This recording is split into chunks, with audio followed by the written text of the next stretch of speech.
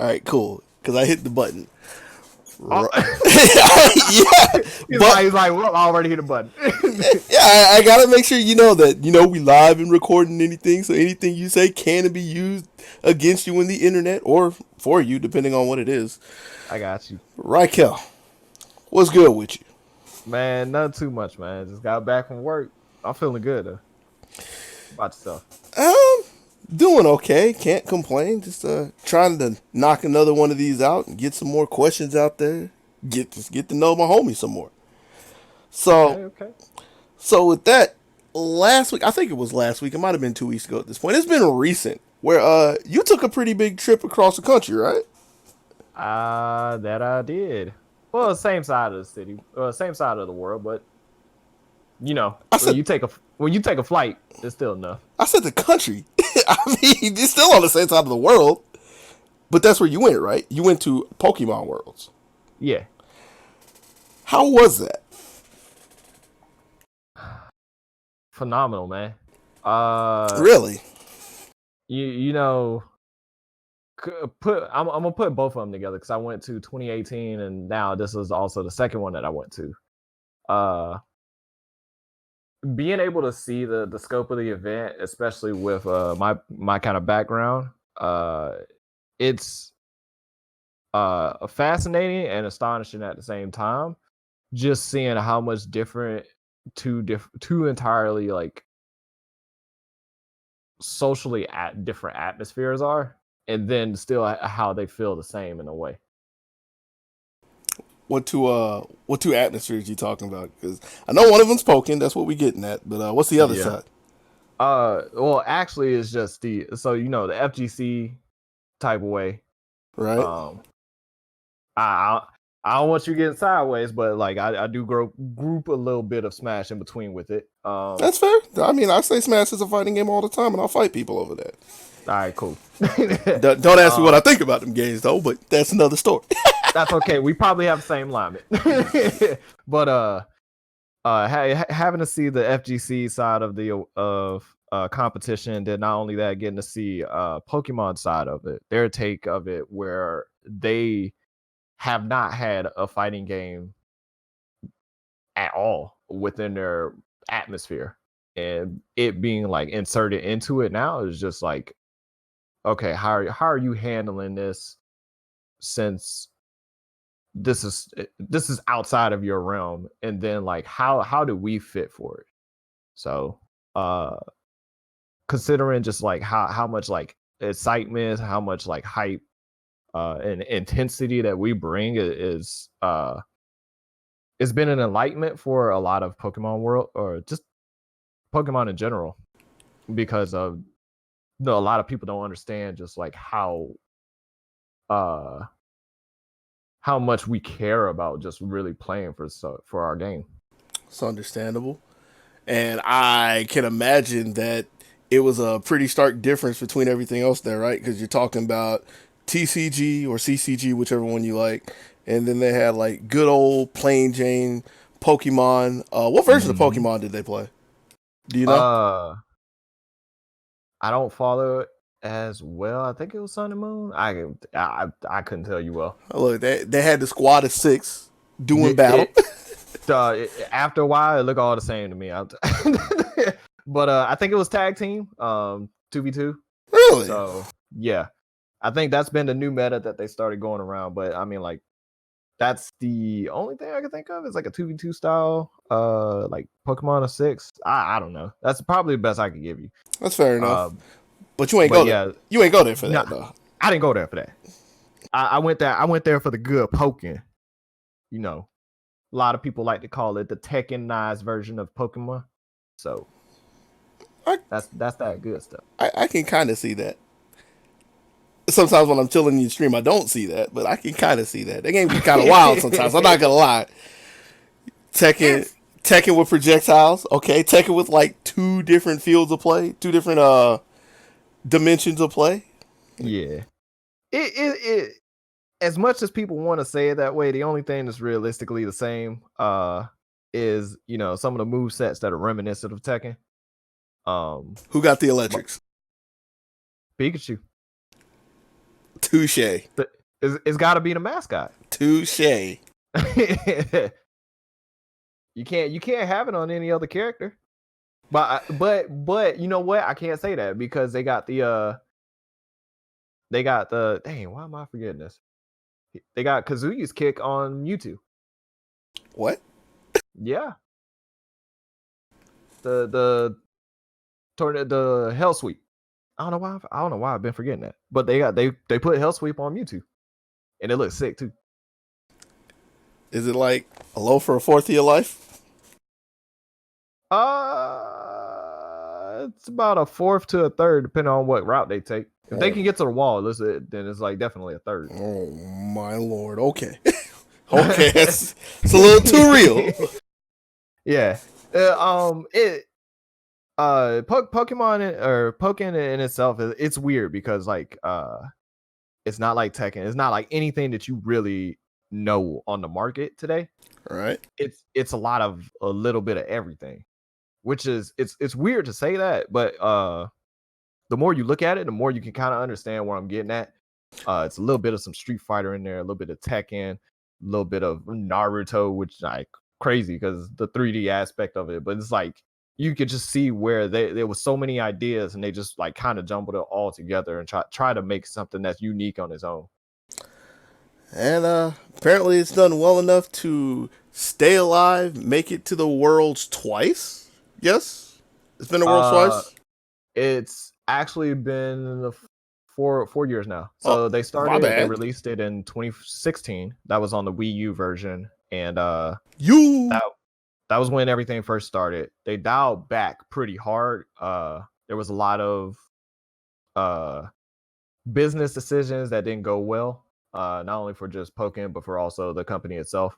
So they decided to dial back, and we've had a much more reserved tournament season for 2017, and they kind of been slowly amping it up each year. 2019 has been the most crazy one because we moved from 1v1 to 3v3. And wait. So it 3v3 is in you do a team battle, like you come up with 3 of them. Yeah.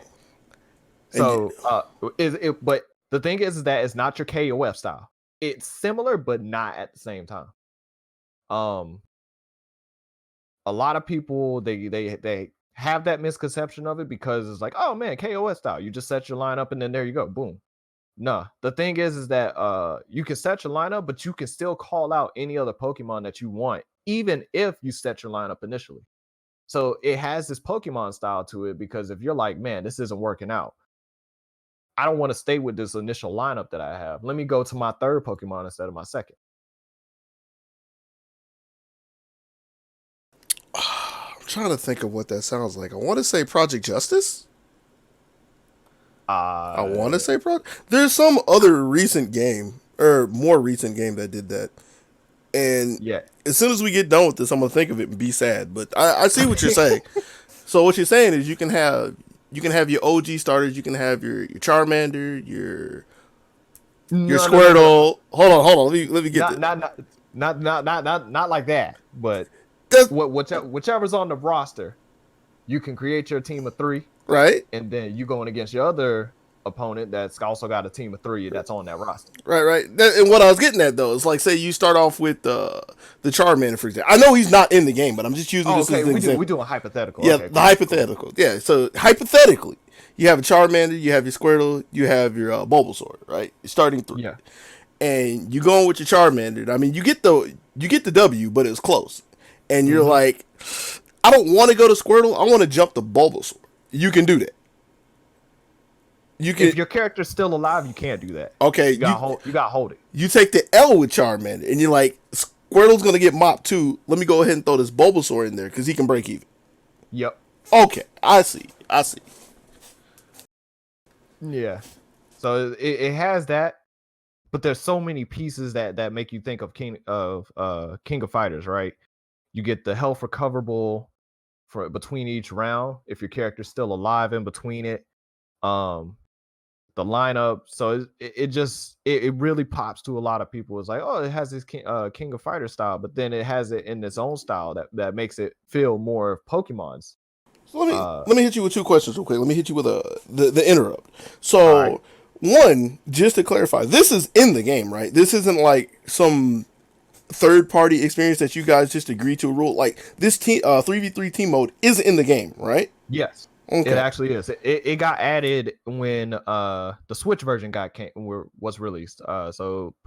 Originally it was Pokemon Tournament or Pokken Tournament, and then when the Switch version came out, it was Pokken DX, Bro, and that's when they released 3v3. Brian, never seen you play this on your stream.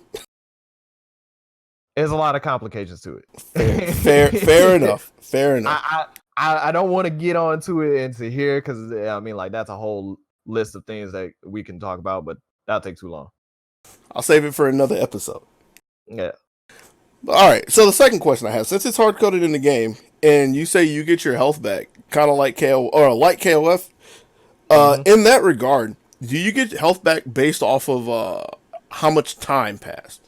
Nope. It is a set amount. It is only 10% of your character's health, like max health. Right. So let's say if you have a character that has 600 HP, you're only going to get 60. That's it. It don't matter if you near the max. It don't matter if you about to die. If you have 1 HP, you get only 60. And it doesn't matter if you mop them in a hurry or if you go down to the last second. Yep.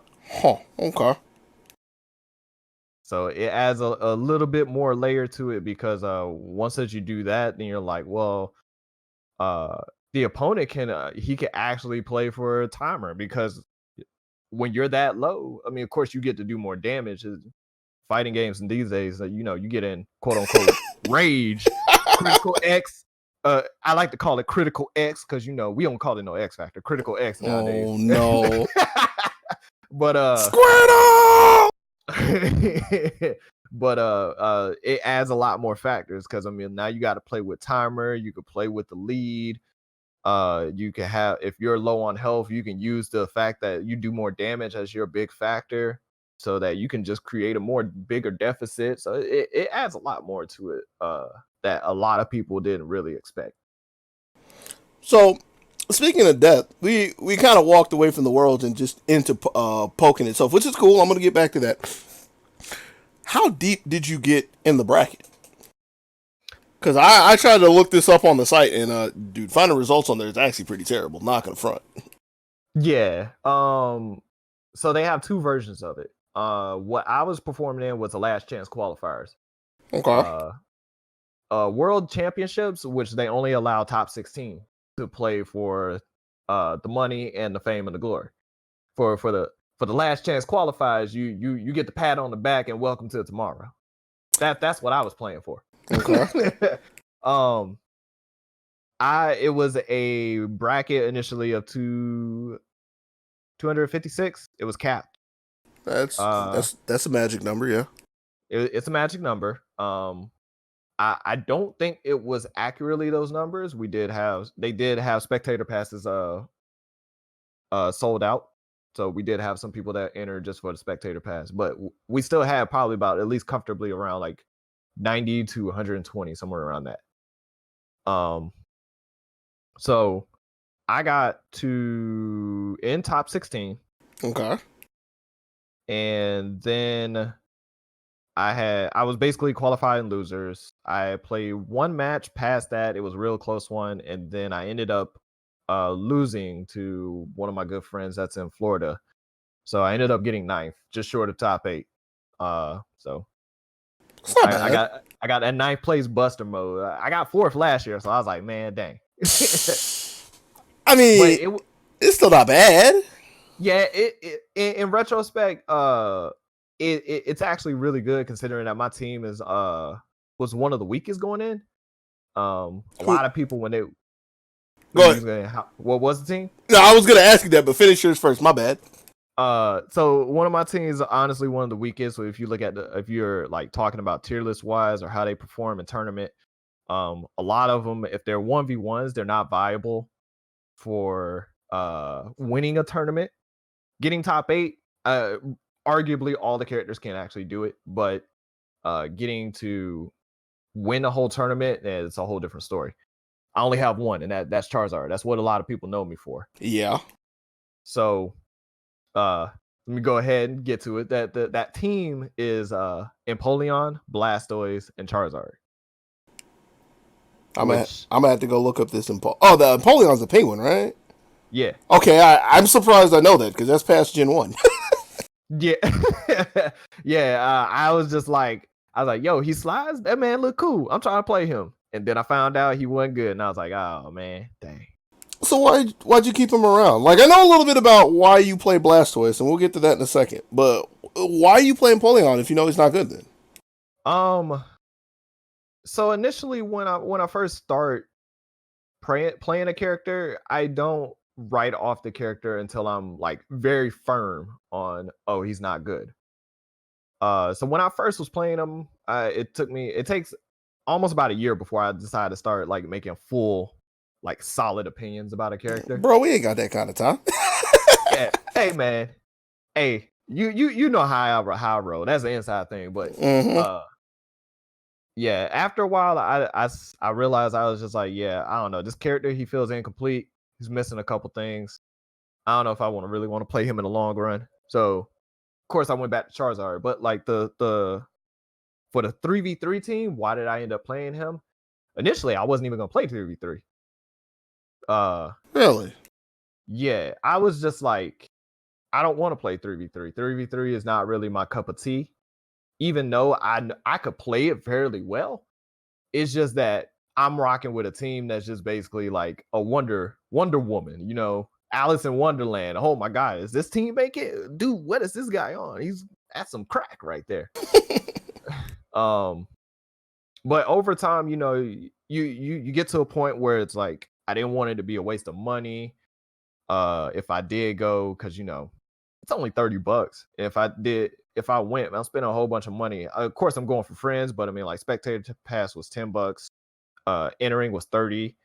So it's like, why not? And then later on, I was like, well, if I'm actually support the whole community, I might as well enter. Why not? I lose nothing out of just entering. That's fair. So real, I decided. Real quick, where was it? This was in Washington, D.C. Okay. Yep.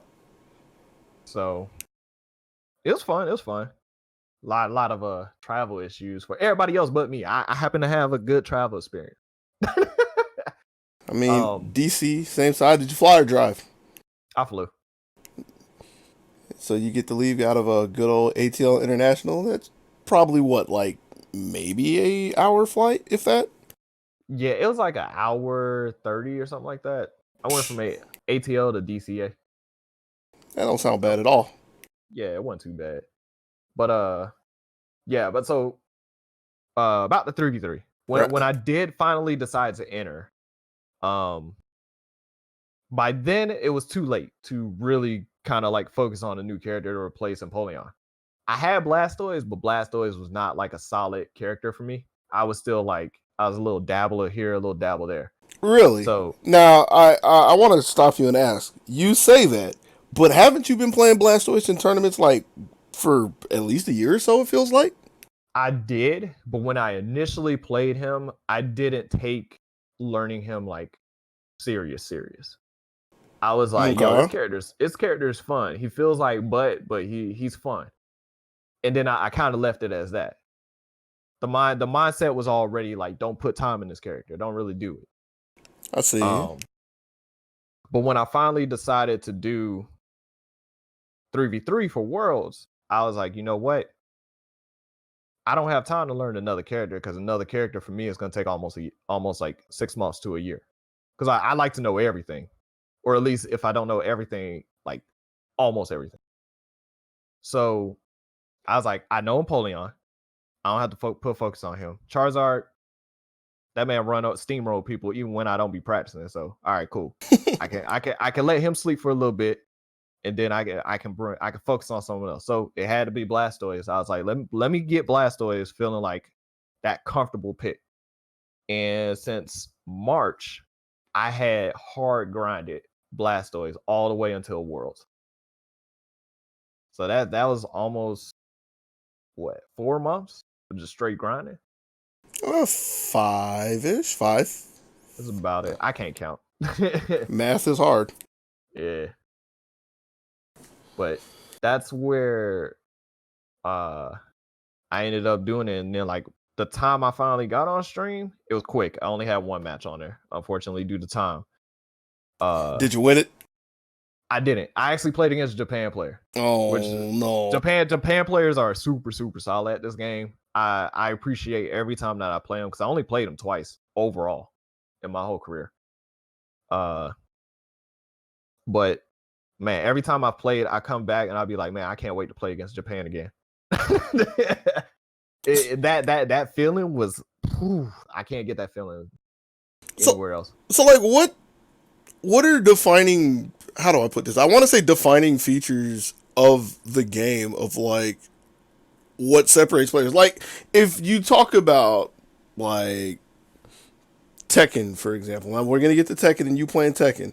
Yeah. Like a lot of the higher level of Tekken is working around your opponent's offense, reading their defense, so on and so forth, like killing their step, seeing when they want to duck or when they're willing to like take a throw, so on like that. So like actually playing against the opponent.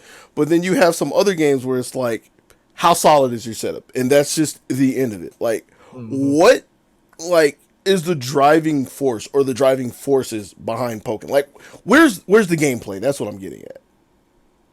So what defines Pokken, and I want to say this, I felt like a lot of what I will say is also in a lot of other games at high level play, because you got to have it as like your core staple, right? Okay.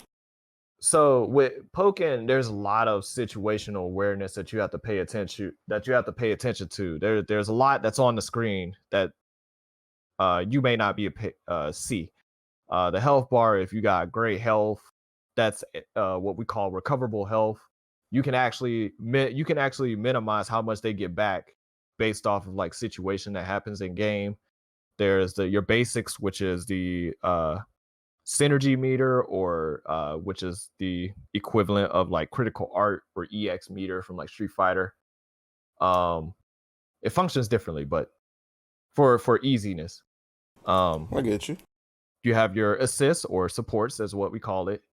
Both opponents have, or both players have supports that you have to pay attention to. They're on different timers. You have your timer. It's only 80 seconds. It's actually relatively quick when you think about it. Uh, of course, your stage positioning and everything, and then the fact that it constantly goes from 2D to 3D. So there's a lot that you have to think about at that time, where you're also still reacting to a lot of situations in itself. So a lot of that situational awareness has to come in play. Then the other defining element is the fact of just how well is your resource management, right? A lot of it is tons of thinking per minute. It's not about pushing the fastest buttons you can, or having the setups that basically create unblockables or things like that. It's a lot of creativity and thinking of not only of what your resources versus their resources, when to use this and when to not use it, but it's also about how deep can you get into the Yomi layer Yeah. against your opponent.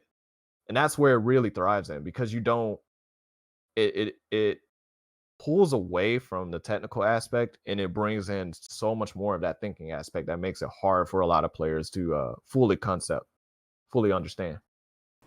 Yeah, even though I've sat and watched you and talked to you about this a few times, just listen to that is it sounds above my head to some degree. Not Yeah, gonna front. it gives a lot, it throws a lot of information at you. Um but the funny thing about it is that it's throwing information at you at as the game is going.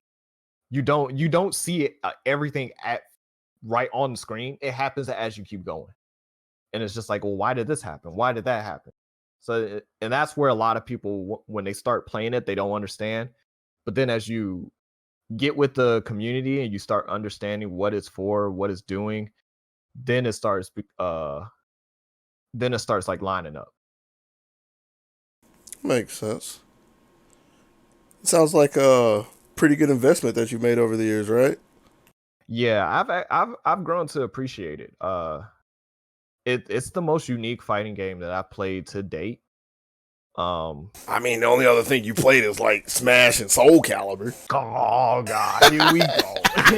Nah, I got a pretty decent repertoire. It may not be competitively, but casually, I have a pretty big repertoire of fighting games because I played Smash, and well, no, the most competitive game has been Smash, Okay. but like casually in terms of like learning a lot of stuff and actually playing it with a couple of other competitive players.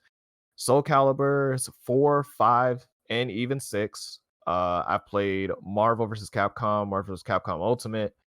Well, 3.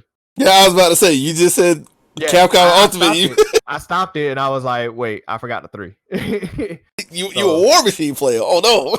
Yeah, I was like, oh hold on. But so yeah, it was those. I played Street Fighter, Third Strike. I played it a little bit. I played Street Fighter 4. I played a little bit of Street Fighter 5. And I mean, like now recently, I'm playing Tekken 6, 7. So like I've just constantly been touching fighting games, just like looking and thinking about what it takes to be a high level player and top level player. Like what makes it consistent between all these games.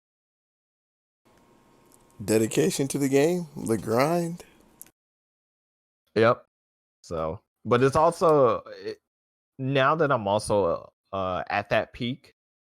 Oh, I shouldn't say peak because I always feel like I got more to go. But now that I mean, you feel like clearly do. You didn't make it to the. I'm kidding. I'm um, sorry. nah, you good. You good. I hold that. I hold that. I took that L and I hold it. But It was still good. I mean, it clearly not what you wanted, but it was still good. yeah, it's always room to grow, and that's why I get to appreciate. But because of my viewpoint in fighting games now, it allows me to understand not just the grind for other games, people who gotten like up to that high and top level spots, but it also allows me to understand what they're thinking of as they're playing too. And that's what makes it great for me. So this, to some degree, leads me to one of the last points that I had. Cause you covered if you still feel good about Pokken, which is clearly a yes, and you stand there like for the long one, right? Until the ship goes down, if it goes down. Till the ship goes down. All right. So why, in like the past week or so, have you decided that you wanted to gear up for Tekken? So, uh I think one of the biggest things that I felt while playing Pokken was that while the local or not the local scene, the competitive scene is small. It's like anime size for reference. Okay. Um it it doesn't provide that feeling where there are already like super set established players. You can work your way up to feeling that work, right? Or getting that level of improvement as you keep trying to rise up the ranks. So, and that's not to say that Pokken is at fault for that. It's just Pokken is a young game. I mean, it's only hit the field for almost 4 years now. It's only 4 years, and it's a fairly closed environment, right? You're talking like it was on Wii U, it was on Yeah, Switch. late, super late on the Wii U's lifespan. Like the Wii U was already almost done, and the Switch was coming out right next year. So it was on quote unquote a dead console, and then it comes out on the Switch shortly afterwards. And a lot of people, when they view Pokken after the first year, they're like, "Ha ha ha, dead game, lol. Am I Why not play Smash?" am I crazy? I feel like doesn't it have an arcade release? There's some Switch game that has an It did. arcade. It did. It did. Okay, Mhm. I'm not crazy. Yeah, it first came to arcades, and then they Bandai Namco, they were doing an arcade release to update characters, fix characters, do all the balance patches, and then they came out eventually with the Wii U version, Ah, and they did like balance patches for like the arcade, and then it came those patches also came to Wii U. Now, it was to a point where the Wii U didn't get much of anything, and that's where they decided to move to the Switch version.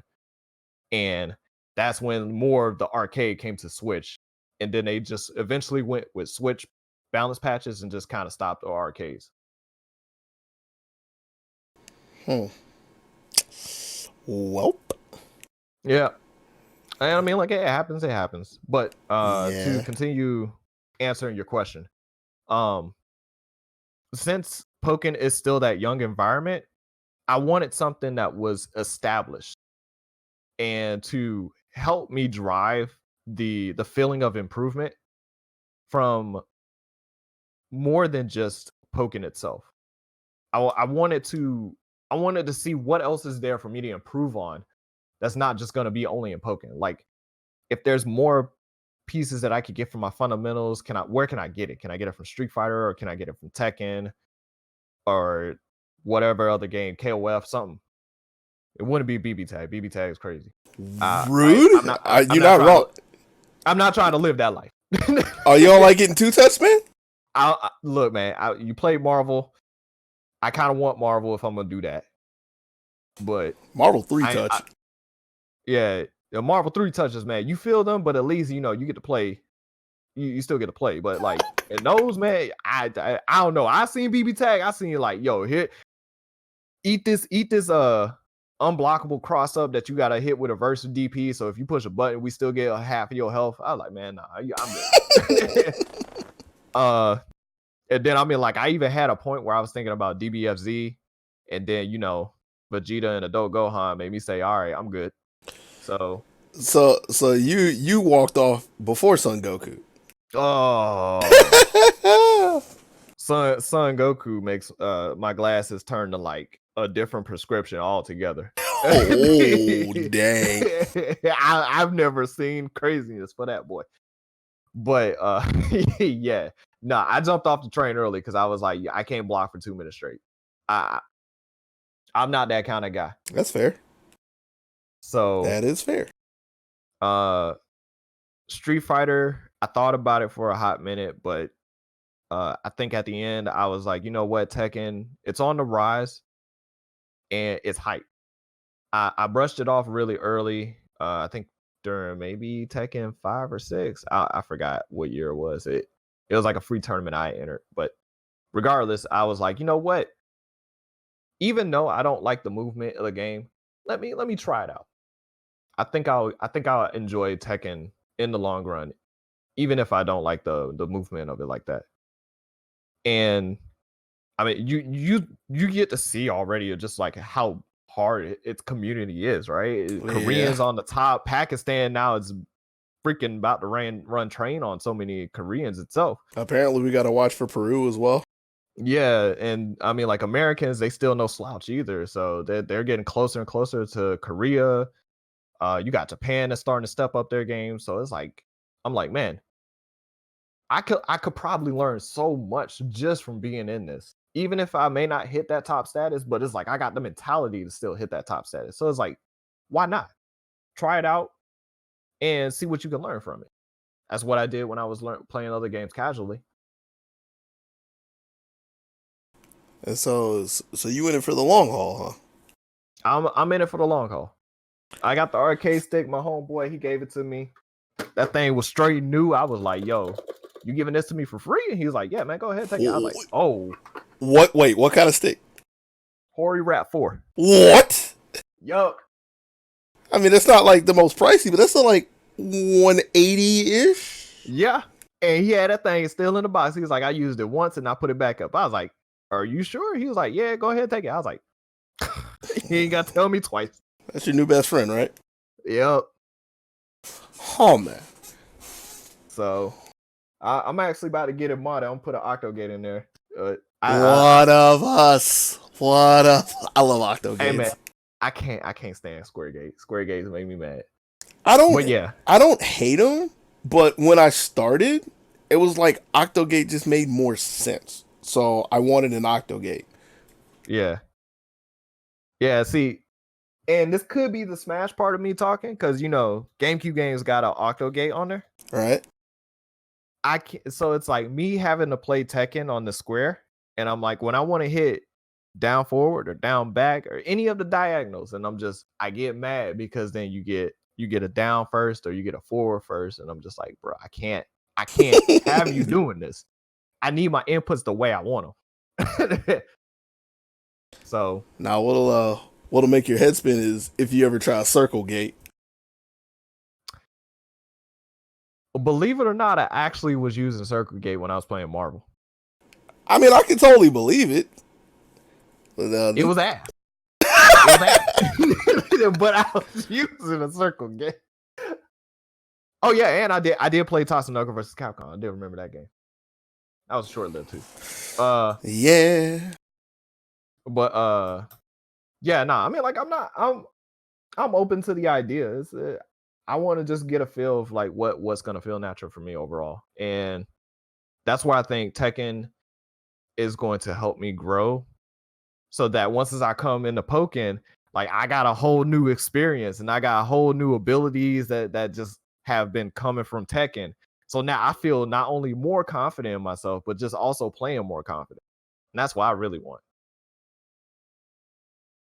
After blocking so many mix-ups, after actually watching your ankles for so long, you'll feel a whole lot better when all you have to worry about is a couple of resources, right? Oh yeah, dude, man, that's what Blastoise made me felt like, right? Because like his frame data is actually super slow. So after I stopped playing him and I moved up back to Charizard for a second, I was like, dog, I see all your mix-ups. Everything, everything's clear, bro. I can actually react to these things. Is this what it happens when you play a character that needs to make his moves count? Damn. One that actually has to put some forethought in there. What's the fastest normal in Pokken? The fastest normal, Or if you're not counting the air, is 11 frames. does Charizard have that? Yes. Oh, and Yes, two of them. Oh, and I'm assuming Blastoise does not have any. He has a 15 frame. That is his fastest. Excuse me, He has a 15. bro. Why you do that? I don't know what something about being attracted to like unorthodox characters. I don't know how it came about, but apparently I get pulled to some of these unorthodox characters, and they happen to be on the lower end of the spectrum. No, no, I know we're like knee deep in Tekken, but I have to ask this at this point: unorthodox character. What's orthodox in that game? So orthodox for me is characters that are very safe, poke heavy. They don't do a lot of damage overall, unless you know, like, oh, of course, Launcher is going to do big damage, but like their general average damage isn't a lot. So I guess Kazumi will be on that list. Dragging off a little bit. Oh, I was asking about Pokken. Oh, Pokken. Yeah, because you said Blastoise is unorthodox. I'm saying, what is orthodox in that game? Orthodox, neutral heavy characters. Like, they are poke heavy. They do a lot of whiff punishing. It's actually, in this case, is very similar to Tekken's characters, Kazumi and Dragunov. Okay. Because you have like Lucario, Mewtwo, Decidueye. Decidueye what? More, I'm forgetting. Decidueye. It's the most recent. It's one of the most recent characters that came in to like the gen, but not the newest one. The second most recent one. But they're all poke heavy. They have very quick pokes. They have very safe pokes. Moves that can cancel to help them stay safe. But in general, they don't do a lot of damage with those pokes itself. So with that being said, it's like my character. He's like, okay, pokes. What's that? I'm a zoner. What you mean, Blastoise? Nah, we don't do that. Don't be in my face. I don't want to be that way. But at the same time, it's like he plays not only just all zoning, like I think almost in general for this day and age of fighting games, like all out zoning doesn't really exist. It's very rare. Like people have complained about it over the years, and that's one of the things developers has like listened to some degree. So yeah, like you have very few zoning in a bunch of games, and then you have scenarios like Street Fighter V where, I mean, it's technically there, but Yeah, 90% of the cast disregards it. yeah, it's like they disregard it, or it's like it's a specific matchup kind of thing. So, Pokken does have like specific, like hardcore zoning setup type matchups and stuff like that. But for the most part, a lot of those zoners, they're doing back and forth, back and forth, back and forth. So they're not even just playing only defense. They're playing a little bit of offense and a little bit of defense, which makes it even more unorthodox because you're no longer thinking of just like, oh, okay, I just need to keep you out. No, sometimes I need to be in your face to get a button I want and then go back to zoning a little bit. And that's what makes it like way different because it's just like, whoa, that's not normal stuff that what we're used to seeing or used to playing either. I feel you. And that's Blastoise life. Yeah. Blastoise, he's like, yo, let me get that defense. I'll play a little bit of I play some zoning. If I got time to do it, he gets a setup and he can get like some very nasty setups where I won't say unblockables, but like if you push a button, he has like very, very disgusting answers for it. Okay. Okay. So you took all this defense, all this zoning, these setups, and you decided that you're gonna go play some Tekken, and you're gonna start off with Horong, huh? Yep. Where is that connection? Because you ain't holding back with that guy. The connection is not actually anywhere with Pokken. Okay. It's my casual days of Tekken 4. He was the first character I played. So you one of them people that try to turn a 4-button game into a 2-button game, right? Oh no. But I mean, like if you ask him Tekken 2 me, then yeah. Oh no! If you ask a Tekken 2 me, then yeah, I was straight 2-button mode. Oh no! This man said Tekken 2. Yeah, man, you know about that John, man. Doing them cartwheels. I don't even remember anything else. I just know it's did cartwheels. I actually can't tell you anything about Tekken 2. I played it like twice in passing. Man, all I know is that as a kid, I could mash some buttons and I was beating up CPUs. That was all I know. that was me in Tekken 3. Yeah. But Tekken 4, it's weird to say it, but as a casual just playing it, I took like a mission to try and like beat the story mode or like the survival mode or something like that. I forgot what was in that part of the game. But it was like I actually was trying to learn like moves. I was trying to learn the move set, how to actually pull off certain combos. You know, that 10 that was it 1 through 5 chart combo that they got and everything. I was trying to learn to do all that. Oh, the samples or the 10 hits? Yeah, the samples and 10 hits. Oh, all that. Okay. I was trying to learn all of it. And I was just like, dang, man, I'm actually putting in now that I'm thinking about it, I'm like, man, I was putting in hard work for Tekken 4. So I mean, fast forward now to Tekken 7, I'm like, Howrain's still my boy. I still enjoy him, so why not? Let's go. The only other character I actually like would be Jin. That's fair. Play what you love. Play what you like. Play the homies. Yeah. I was never that kind of guy to just play who was either top or just play whatever someone told me. I was like, I gotta vibe with a character. You can't. There's kind of no point in playing fighting games. You can't vibe with a character, you know. I mean, you playing what somebody told you. You playing what your heart told you. Yeah. Ain't nothing wrong with that.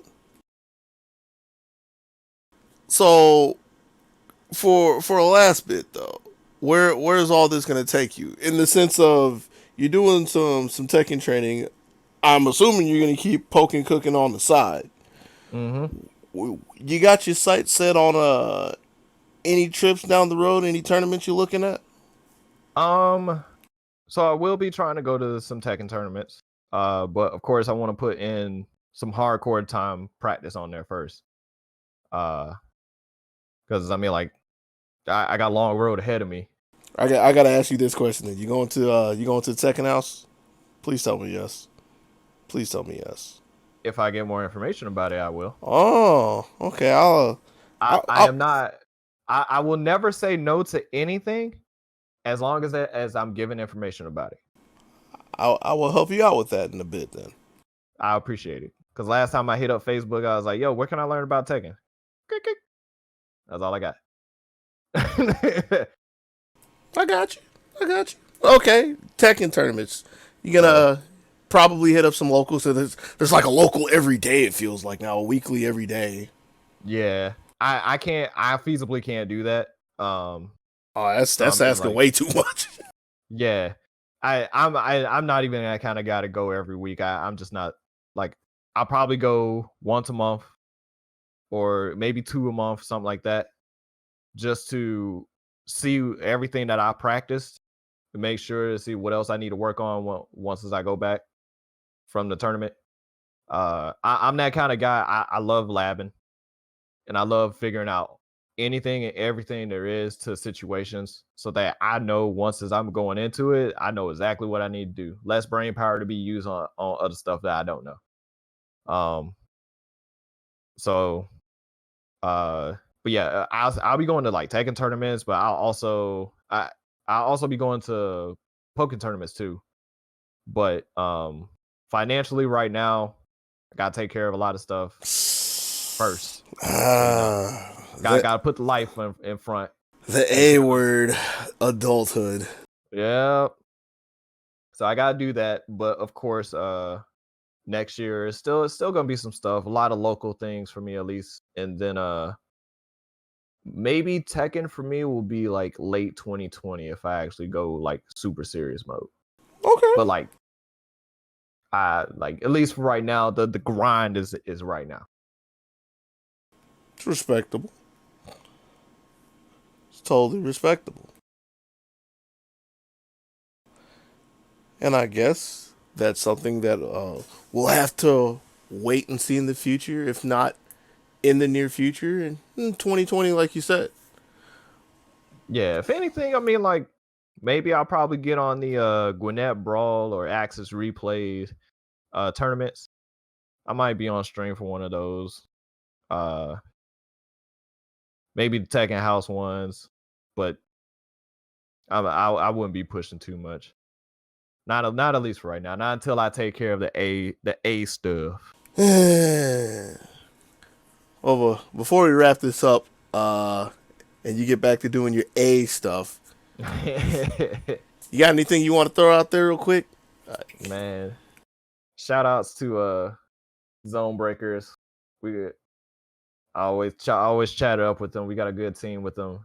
Pokken wise, we actually got a phenomenal team. So shout outs to that. Shout outs to you pulling this. Hey. Yeah, I mean like whoever out there trying to get good at games, man, just it's the journey, baby. Don't think about the end goal. That's all it is. It's the long journey to get to our final destination. Yep.